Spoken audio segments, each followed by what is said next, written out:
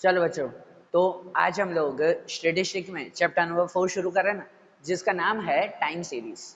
देखो, सबसे पहले थोड़ा सा कॉन्सेप्ट क्लियर करें कि टाइम सीरीज मतलब क्या। आपको जाना है स्टैटिस्टिक मतलब क्या कहते हैं? भाई स्टैटिस्टिक में क्या किया जाता है? तो कहते हैं कि भाई स्टैटिस्टिक का रियल वर्क ये है, कोई भी इंफॉर्मेशन, कोई भी डेटा कलेक्ट करना और उसके ऊपर एनालिसिस करना, उसके ऊपर वर्क करना, उनमें से कोई पर्टिकुलर रिजल्ट बनाना। बरोबर ना? ये स्टैटिस्टिक का मेन काम है। तो कहते हैं कि जब कोई डेटा कलेक्ट किया जाता हो और वो डेटा अगर कोई टाइम के अकॉर्डिंग कलेक्ट किया जाता हो ना, तो उस डेटा को टाइम सीरीज कहते हैं। उस पर्टिकुलर इंफॉर्मेशन को टाइम सीरीज कहा जाता है। अरे देन, कि अगर कोई जो है, सपोज आपके ही, आप एज अ स्टूडेंट, आपके जो है वो स्टैंडर्ड 5 से लेकर स्टैंडर्ड 12 तक के मार्क्स कलेक्ट किए जाएं कि हर स्टैंडर्ड में आपके कितने कितने मार्क्स आए हैं। बरोबर? तो ये टाइम के हिसाब से है ना, हर साल आपके कितने कितने मार्क्स आए हैं, ये इन्फॉर्मेशन अगर कलेक्ट की जाए ना और उसे अरेंज किया जाए तो वो टाइम सीरीज कहलाती है। ठीक है? कि अगर कोई कंपनी की ग्रोथ पता करनी हो कि कंपनी की ग्रोथ पिछले 10 सालों में कितनी हुई है, कि 2011 में कंपनी का प्रॉफिट कितना था, 12, 13, 14, 15, हर टाइम वाइज वो इंफॉर्मेशन कलेक्ट कर रहे हैं, तो वो क्या होता है? वो टाइम सीरीज कहलाती है। बरोबर? सिंपल सा कॉन्सेप्ट है ये। कोई भी चीज में अगर कोई इंफॉर्मेशन टाइम के हिसाब से हम लोग कलेक्ट कर रहे हैं ना, तो वो टाइम सीरीज कहलाती है। कोई अगर शॉप की सेल पता करनी हो, कोई शॉप जो है वो कितनी सेल कर रहा है और मंथ वाइज सेल पता करनी हो कि जनवरी में सेल कितनी हुई, फरवरी, मार्च, अप्रैल, मई, जून, हर महीने में उनकी कितनी कितनी सेल हुई, ये इन्फॉर्मेशन अगर हम करेक्ट करें तो ये मंथ वाइज इन्फॉर्मेशन है, ये भी क्या कहलाई? Time series. कोई पर्टिकुलर टाइम वाइज जो है वो अगर इन्फॉर्मेशन कलेक्ट की जाती हो तो वो टाइम सीरीज कहलाता है। और टाइम सीरीज क्यों बनाई जाती है, क्यों ऐसी सीरीज बनाई जाती है?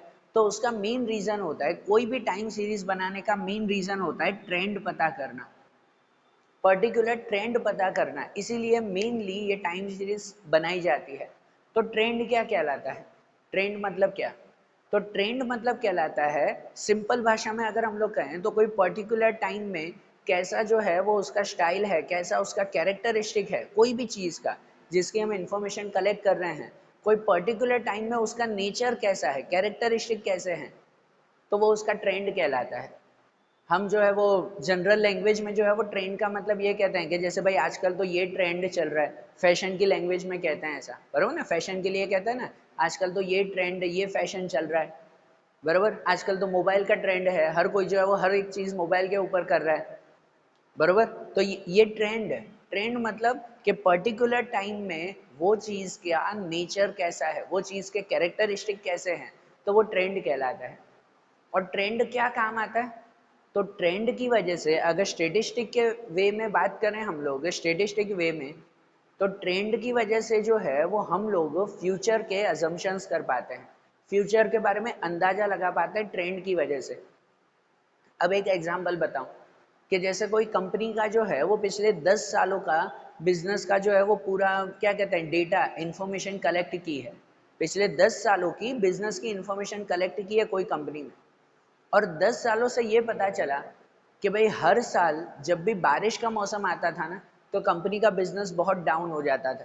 पर ये जनरल पॉइंट है, इसलिए सिंपल बता रहा हूँ कि भाई उस कंपनी ने 10 साल से जो है वो ये पता किया कि हर साल जब भी बारिश का मौसम आता ना, तो बिजनेस एकदम डाउन हो जाता।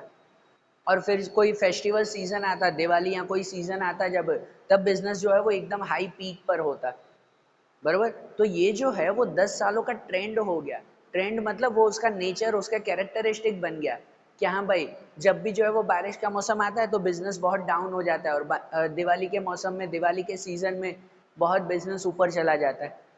बरोबर ना? तो वो आगे के बारे में, फ्यूचर में जब भी जो है वो अजम्पशंस करेंगे ना, मतलब अंदाजा लगाएंगे ना, तो इसी हिसाब से अंदाजा लगाएंगे कि यार हर साल यही होता है, आगे भी बारिश का मौसम आएगा तो बिजनेस डाउन रहेगा, दिवाली के टाइम में बिजनेस ज़्यादा अच्छा रहेगा। तो वो हमेशा वर्क उसके हिसाब से ही करेंगे ना, अपना मैनेजमेंट उसके हिसाब से करेंगे ना। बरोबर ना? ये ट्रेंड वो फ्यूचर के बारे में समझने में ईजी रहता है।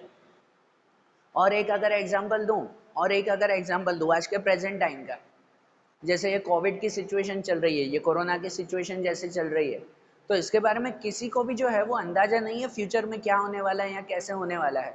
भाई क्या पता कल कुछ नया हो जाए, किसी को कुछ भरोसा नहीं है। लेकिन पिछले ट्रेंड क्या है ना, उसके अकॉर्डिंग पता है फ्यूचर के अजम्पशंस लगाए जाते हैं।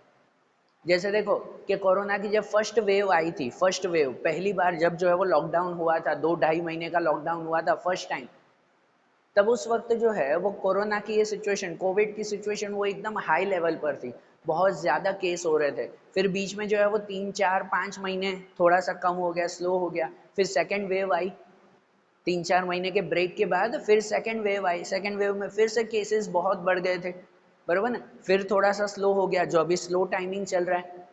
तो ये ना ये एक ट्रेंड हो गया। अब अब जो है वो लोग ऐसा अजम्पशन कर रहे हैं कि यार पहले जब फर्स्ट वेव आई थी ना, वो इतने महीने चली थी, फिर 2-3 महीने का गैप हो गया, फिर सेकेंड वेव आई, वो इतने महीने चली, फिर 2-3 महीने का गैप हो गया, तो उसके हिसाब से अब थर्ड वेव भी आ सकती है, बराबर। ये एक ट्रेंड हो गया कि उस टाइमिंग में जो है वो ऐसी चीज़ें हुई थी, तो आगे भी ऐसी चीज़ें हो सकती है। और फ्यूचर तो वैसे भी अनसर्टेन होता है, कहीं होगी या नहीं होगी वो फिक्स नहीं है, लेकिन हो सकती है, ये ट्रेंड से पता चलता है, बरोबर ना। ये समझो, ये ग्राफ जो है वो कोविड का ट्रेंड बताता है ना, क्या भाई कोरोना की सिचुएशन ऐसी है कि फर्स्ट फर्स्ट वेव ऐसे हुई थी, सेकंड वेव ऐसे हुई थी, तो उसके हिसाब से अभी 2-3 महीने का ब्रेक चल रहा है, क्या पता अब जो है वो थर्ड वेव आ जाए, बरोबर। ऐसे अजम्पशंस लगाए जाते हैं ना। ये एक बेसिक जो है वो मैंने एग्जांपल्स दिए हैं। तो ऐसे कोई भी सिचुएशन में जब टाइम वाइज इंफॉर्मेशन कलेक्ट की जाती है तो उसे टाइम सीरीज कहते हैं, और उसके अकॉर्डिंग क्या फाइंड किया जाता है, ट्रेंड फाइंड किया जाता है, कि भाई फ्यूचर के बारे में अजम्पशंस किए जाते हैं उनमें। आ रहा है ध्यान। तो अब हमें इस चैप्टर में ऐसे पर्टिकुलर टाइम सीरीज और पर्टिकुलर ट्रेंड फाइंड करने हैं, और ट्रेंड फाइंड करने के लिए आपके चैप्टर में 3 मेथड दी गई है। एक ग्राफिकल मेथड, एक जो है वो method of least square, and method of moving average, बराबर। ट्रेंड फाइंड करने की ये 3 मेथड है, जिनमें से ग्राफिकल मेथड वो सबसे बेसिक मेथड कहलाती है। सिंपल वे में अगर ट्रेंड फाइंड करना हो, एकदम सिंपल वे में, खाली जो है वो एक नॉर्मल सिचुएशन पता चले कि भाई जो हमारी गाड़ी है, मतलब जो इन्फॉर्मेशन है वो एकदम स्ट्रेट जा रही है, पॉजिटिव वे में जा रही है, कि कभी जो है वो ऊपर नीचे हो रही है, बराबर। एक नॉर्मल ट्रेंड पता करना हो तो ग्राफिकल मेथड आती है। ट्रेंड की परफेक्ट इंफॉर्मेशन अगर पता करनी हो ना, तो वो ये आता है, मेथड ऑफ लीस्ट स्क्वायर, जो हम लोग सीखेंगे आगे। मेथड ऑफ लीस्ट स्क्वायर, उससे परफेक्ट ट्रेंड पता चलता है। तीनों में से ये सबसे बेस्ट मेथड कहलाती है। और मूविंग एवरेज पर से भी जो है वो ट्रेंड पता चलता है, लेकिन इतना परफेक्ट नहीं, बरोबर। ये मेथड हम लोग आगे देखेंगे। अभी पहले नॉर्मल ट्रेंड फाइंड करने के लिए ग्राफिकल मेथड सीखें। ग्राफिकल मेथड, तो आपकी एक्सरसाइज देखो, एक्सरसाइज के थ्रू ही शुरू करते हैं। आपकी एक्सरसाइज 4.1, उनमें जो है वो पहला क्वेश्चन है, मैंने यहाँ पर क्वेश्चन लिखा है कि इस क्वेश्चन में दिया हुआ है कि कोई पर्टिकुलर शिप की लोडिंग कैपेसिटी कितनी है, वो इसमें दिया हुआ है। शिप की लोडिंग कैपेसिटी हर ईयर वाइज दी हुई है। कोई भी ईयर वाइज इंफॉर्मेशन हो तो उसे ही तो टाइम सीरीज कहते हैं ना, बरोबर ना। जैसे भाई 2008 में 90 लाख टन इतनी जो है वो लोडिंग कैपेसिटी थी। भाई शिप में कितना लोड कर सकते हैं, 90 लाख टन। टाइम जैसे जैसे बीतता है वैसे वैसे कैपेसिटी बढ़ती है ना टेक्नोलॉजी बढ़ती है, हर एक चीज़ की जो है वो कैपेसिटी इंक्रीज होती है। तो 2008 में शिप की लोड कैपेसिटी 90 लाख टन थी, 2009 में 97 लाख टन, 10 में 108, 11 में 111, 12 में 127, ऐसे दिया हुआ है ना, बराबर ना। और इसको जो है वो ग्राफ में रिप्रेजेंट करना है। तो ग्राफ में हम लोग कैसे बनाते हैं, एक नॉर्मल ग्राफ जब तैयार किया जाता है तो उस ग्राफ में वैसे ही कि ये एक्स एक्सिस कहलाया और ये वाई एक्सिस। एक्स एक्सिस पे हमेशा इंडिपेंडेंट डेटा लिखा जाता है। इंडिपेंडेंट डेटा मतलब जैसे कि ये ईयर दिए हुए हैं, वो ईयर्स यहाँ पे लिखे जाते हैं, बराबर। ईयर्स यहाँ पे लिखे जाएंगे, और यहाँ पे लिखा जाता है डिपेंडेंट डेटा, जैसे कि ये वाई। वाई या तो आपकी टेक्स्ट बुक में उसमें दिया हुआ है, ये कैपेसिटी है, लोडिंग कैपेसिटी है, तो यहाँ कैपेसिटी लिखें, बराबर। आप, मैं तो ऐसे बना रहा हूँ, अब बुक में बनाना परफेक्ट है। तो भाई यहाँ पर ईयर लिखे जाते हैं 2008 से 15 तक। तो यहाँ ओरिजिन से अगर शुरू करें तो यहाँ पर हर एक लाइन पे लिखेंगे ना 2008, 9, 10, 11, 12, 13, 14 एंड 15। बराबर, 2008 से 15 ईयर्स यहाँ पे लिखे जाएंगे। और यहाँ पे कैपेसिटी, कैपेसिटी कैसे लिखते हैं? तो देखो इसमें सबसे छोटा और सबसे बड़ा नंबर देखा करो। सबसे छोटा नंबर है 90, शुरुआती 90 से हो रहा है, और सबसे बड़ा नंबर है 200। बराबर, तो 200 तक जाओ। यहाँ पे अगर आप 10-10 का गैप भी लोगे ना, अगर सपोज आप 10-10 का गैप ले रहे हो, 10, 20, 30, 40, 50, 60, 70, 80 ऐसे 200 तक आ जाएगा। 200 तक ऐसा नहीं है। लेकिन छोटा नंबर कौन सा है? 90। मतलब अगर आप 10, 20, 30, 40 अगर लिखोगे ना, तो पहले की 9 लाइन्स तो खाली ही रहेगी फिर। बरोबर ना, शुरुआती 90 से होगा, तो 10, 20, 30, 40, 50, 60, 70, 80, 90 शुरुआती ग्राफ यहाँ से। तो क्या इतना ग्राफ खाली रखें? नहीं ना। तो इससे अच्छा शुरुआती 90 से करें ना, कि 90, 100, 110, 120, 130, 200 तक। बरोबर, तो यहाँ पर शुरुआती हम लोग 90 से करें ना, और फिर गैप इक्वल ही है। ऐसे मत लिखा करो 90, 97, 108, नहीं, वाई एक्सिस पर तो इक्वल गैप लेते हैं ना। तो यहाँ पर 90, 100, 110, 120, 130, 140, 50, 60, 70, 80, 90 एंड 200, जो सबसे बड़ा नंबर है वो। और यहाँ पे देखो तो सब में कितने कितने का गैप है? 10-10 का गैप है, इक्वल गैप 10-10 का। लेकिन जब पहला यूनिट आता है तो पहले तो 0 से 90 तक का गैप हो गया, पहला गैप 90 का और बाकी के गैप 10-10 के। ये सही नहीं है ना। तो जब पहला गैप डायरेक्ट होता हो ना, तो उस डायरेक्ट गैप को डिस्क्राइब करने के लिए यहाँ पर एक जिगजैग लाइन बनाते हैं ऐसे। बरोबर ना, जब भी कोई डायरेक्ट गैप डिस्क्राइब करना हो ग्राफ में, तो उसके लिए एक जिगजैग लाइन बना देते हैं। भाई ये लाइन बन गई, अब उसके बाद जो है वो 10-10 का गैप है, पहला गैप खाली अलग था। बरोबर ना, ये हो गया ना डिस्क्राइब। फिर प्लॉट करेंगे, फिर नंबर प्लॉट करें। जैसे 2008 में 90, तो 2008 में 90, बरोबर, डॉट करके सर्कल कर देंगे। 2009 में 97, तो 9 में 97 100 से थोड़ा नीचे। ठीक है ना, मैं बोर्ड पे कर रहा हूँ, वो तो अंदाज ऐसे आएगा, आपकी बुक में परफेक्ट लाइन पे आएगा, वो ड्रॉ करना। 10 में 108, तो 10 में करेंगे 108, 110 से थोड़ा सा नीचे 108। 11 में 111, 11 में 111, 10 से थोड़ा सा ऊपर के 111। 12 में 127, तो 12 में आएगा 127, बरोबर। 13 में 148, तो 13 में आएगा 148। 14 में 169, 14 में 169, 60 से 169, तो 70 से थोड़ा सा नीचे। एंड 15 में 200, तो 15 में आएगा 200, बराबर। ये सब नंबर जो प्लॉट हुए ना, तो इन नंबर को, ये सब डॉट को फिर स्केल से ज्वाइन कर देंगे। बराबर, स्केल से ज्वाइन करना, मेरे तरह हाथ से नहीं, फिर इन सभी नंबर्स को स्केल से ज्वाइन कर देंगे सीधा। ये बन गई आपकी टाइम सीरीज। ये क्या कहलाती है? टाइम सीरीज या ओरिजिनल सीरीज इसे कहते हैं। यहाँ पे लिख देते हैं ग्राफ में, ये टाइम सीरीज हुई, बरोबर। और इस टाइम सीरीज के ऊपर इसी ग्राफ पर से जो है वो ट्रेंड बताना होता है। ट्रेंड कैसे बताते हैं? तो जो पहला पॉइंट है और आखिरी पॉइंट है, इन दोनों को जो है वो इन दोनों को ज्वाइन करता हुआ या तो इसके पास में से एक सीधी लाइन बना देते हैं, बरोबर ना। इन दोनों को ज्वाइन करती हुई या इनके पास में से एक सीधी लाइन बना देते हैं फर्स्ट और लास्ट पॉइंट पे। जैसे कि मैं यहाँ पे बता रहा हूँ कि भाई यहाँ पर पहले, नहीं तो आप स्केल रखकर चेक किया करो कि भाई यहाँ पहला पॉइंट, पहले पॉइंट भले उसके ऊपर या उसके पास में से, उसके पास में से एक सीधी लाइन जो है वो ये बना देंगे। हाँ, भले जो है वो इसमें से क्रॉस क्यों ना होती हो, बरोबर।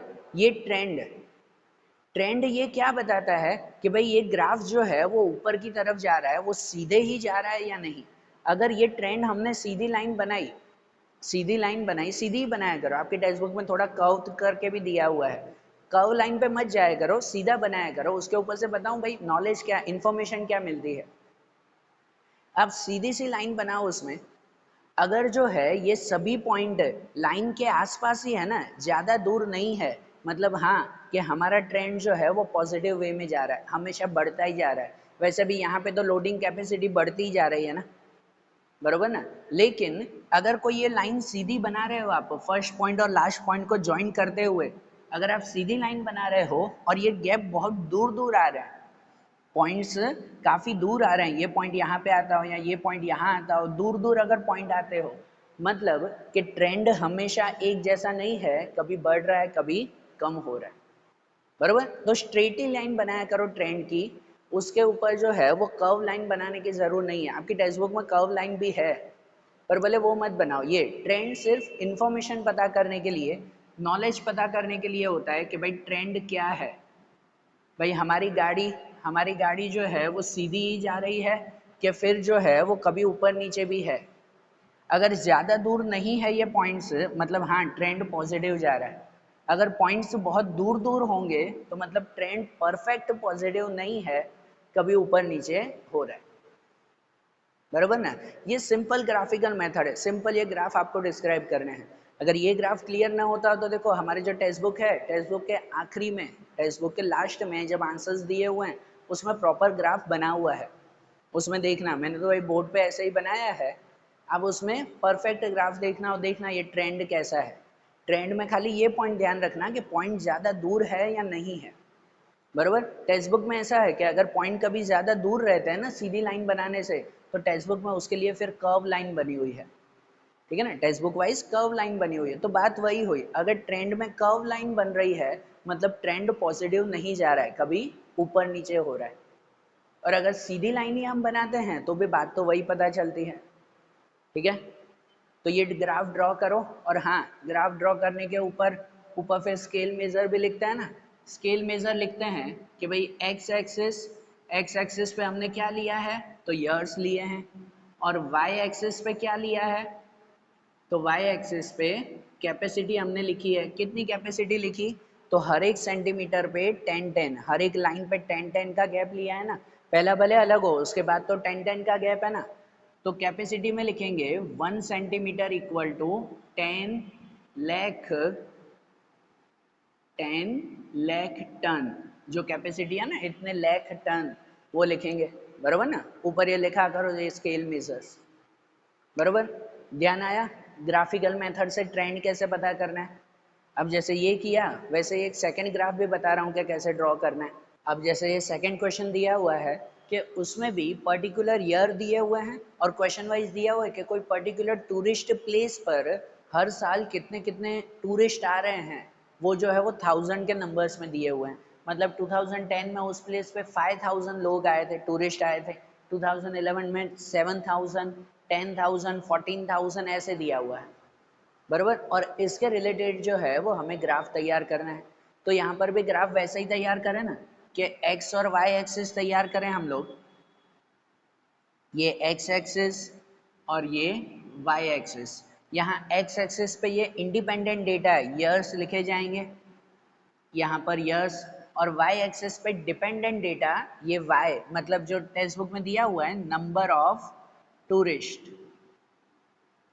नंबर ऑफ टूरिस्ट लिखे जाएंगे, बरोबर। यहाँ पर ईयर्स में लिख दें कहाँ पे, 2010 से 16 तक। तो ज़ीरो से शुरू करते हुए 2010, 11, 12, 13, 14, 15 एंड 16, बरोबर। और यहाँ पे अगर शुरू करें तो सबसे छोटा नंबर देखो ये 5 है और सबसे बड़ा नंबर है 50। तो मतलब यहाँ पर 5 का ही अगर गैप लें तो 50 तक आ जाएगा ना।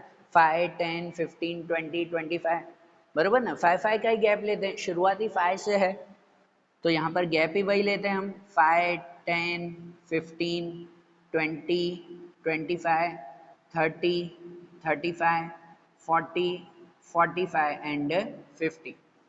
और इसमें ऐसी कोई zigzag लाइन बनाने की ज़रूर नहीं है, क्योंकि ज़ीरो के बाद जो है वो लाइन वाइज ही सब हमने नंबर लिए हैं, सब में गैप इक्वल है। पहला जो क्वेश्चन किया था उसमें पहला गैप इक्वल नहीं था, बरोबर ना। यहाँ पर तो सभी गैप इक्वल हैं, तो ऐसी कोई zigzag लाइन बनाने की ज़रूर नहीं है। ये हो गया। और नंबर प्लॉट करें, 2010 में 5 है, 2011 पर जो है वो 7 पर, 2012 में 10, 2013 में वो 14, 2014 उस पे जो है वो 30, 2015 पे 41, तो 41 40 से थोड़ा ऊपर, और 2016 में 50, बराबर। और इन सब नंबर को हम लोग ज्वाइन कर दें स्केल से, भाई इन सबको स्ट्रेट ज्वाइन कर दें, सीधी लाइन एकदम। और ये ज्वाइन कर दिया हमने, तो यहाँ पर फर्स्ट पॉइंट और लास्ट पॉइंट को ज्वाइन करते हुए जो है एक सीधी लाइन बनाएंगे, है ना, स्ट्रेट लाइन ज्वाइन करते हुए, या उसके पास में से, भले उसके पास में से बनाओ, कि उसके पास में से एक स्ट्रेट लाइन है स्केल से बनाना, एक स्ट्रेट लाइन हम लोग बनाएंगे, ये फर्स्ट पॉइंट और लास्ट पॉइंट उनको ज्वाइन करते हुए। ये जो डॉटेड लाइन है, ये डॉटेड लाइन हमारी कहलाती है टाइम सीरीज, ये टाइम सीरीज हुई ओरिजिनल, और ये जो लाइन है उसे हम लोग ट्रेंड कहते हैं। अब ये जैसे स्ट्रेट लाइन बनी हुई है ना, तो उसमें देखो उसमें पॉइंट जो है वो थोड़े ज़्यादा दूर हैं, बीच बीच में थोड़े ज़्यादा दूर हैं, ये मैंने इस पे बनाया, आप बुक में बनाओगे ना तो ये गैप और ज़्यादा दिखेगा आपको, क्योंकि उसमें आपके लाइंस के गैप होंगे ना, है ना, यहाँ इक्वल गैप नहीं आया। तो ये जो है वो अगर पॉइंट से ज़्यादा दूर हैं तो आपकी टेक्स्ट बुक में उसके लिए कर्व लाइन बनी हुई है, ट्रेंड की लाइन ऐसे कर्व टाइप में बनी हुई है। ज़रूरी नहीं है कर्व बनाना, सीधे ही बनाओ, खाली पता चलता है, हमें लिखना भी नहीं है, खाली माइंड में जो है वो क्लियर करना है कि देखो अगर गैप ज़्यादा है ना, इसका मतलब ट्रेंड इक्वल नहीं है। कभी जो है वो बहुत ज़्यादा टूरिस्ट आ जाते हैं तो कभी बहुत कम टूरिस्ट आ जाते हैं, बरोबर ना। कभी देखो कभी 5,000 हैं तो कभी 50,000 हैं, कितना बड़ा फर्क है, बरोबर। कि कभी जो है वो 5, 7, 10,000 आते हैं तो कभी कभार जो है वो 50,000 टूरिस्ट भी एक साल में आ जाते हैं, तो फर्क कितना बड़ा है, ट्रेंड इक्वल नहीं है, बरोबर ना। इक्वल ट्रेंड वो कहलाता है, जैसे अगर किसी का बिजनेस चल रहा हो, क्या भाई हर साल दिवाली में इतना प्रॉफिट होता है या उसके आसपास होता है, उसके आसपास का हर साल दिवाली में 1 लाख का प्रॉफिट होता है, या 1 लाख के आसपास हो तो ठीक है, कभी जो है वो बहुत दूर का जो है वो गैप आ जाए, मतलब ट्रेंड इक्वल नहीं है, बरोबर ना। ये परफेक्ट ट्रेंड नहीं जा रहा है भाई, गैप बहुत आगे पीछे हो रहा है, ये खाली ट्रेंड से हमें पता करना है, कोई लिखना भी नहीं, माइंड में क्लियर करना है आपको, आ रहे हैं ध्यान। और इनके अकॉर्डिंग ऊपर स्केल मेजर लिख देते हैं कि एक्स एक्सेस उस पर हमने लिखे हैं ईयर्स, और वाई एक्सेस उस पर हमने लिखे हैं, क्या लिखे हैं, number of tourist, number of tourist, और उसमें 1 सेंटीमीटर इक्वल टू 5,000, यूनिट में 1000 दिया हुआ है ना, कि 1 सेंटीमीटर इक्वल टू 5 का गैप है तो 5,000, ये बन गया ना ग्राफ। सिंपल है ना, ये ग्राफिकल मेथड से ट्रेंड पता करना एकदम सिंपल और बेसिक मेथड, बेसिक ट्रेंड उससे पता चलता है। परफेक्ट ट्रेंड पता करना हो तो ये मेथड आती है, मेथड ऑफ लीस्ट स्क्वायर। तो ये ग्राफ भी बना लो, और उसके बाद एक्सरसाइज में जो दूसरे 2 ग्राफ है ना, क्वेश्चन 3 और 4, वो आप ट्राई करो, ठीक है ना। ऐसे ही ग्राफ बनाओ कि यहाँ पर ईयर और मंथ लेते हैं, और यहाँ पर जो भी ये वाई पे दिया हुआ ऑब्जर्वेशन जो भी दिए गए हो वो वहाँ पे लिखेंगे, और ऐसा ट्रेंड बनाओ आप, बरोबर। पर्टिकुलर ग्राफ आप तैयार करो, अगर न पता चले तो आपके टेक्स्ट बुक के एंड में जैसे मैंने बताया परफेक्ट ग्राफ बना हुआ है, अब एक बार उसमें देखो कि ग्राफ कैसे बना हुआ है ये, ठीक है। तो आज ये ग्राफ कंप्लीट करो, तो अब उसके बाद जो दूसरी मेथड्स है ना, मेथड ऑफ लीस्ट स्क्वायर और मेथड ऑफ मूविंग एवरेज, वो अब हम लोग नेक्स्ट वीडियोस में देखेंगे। Okay, thank you.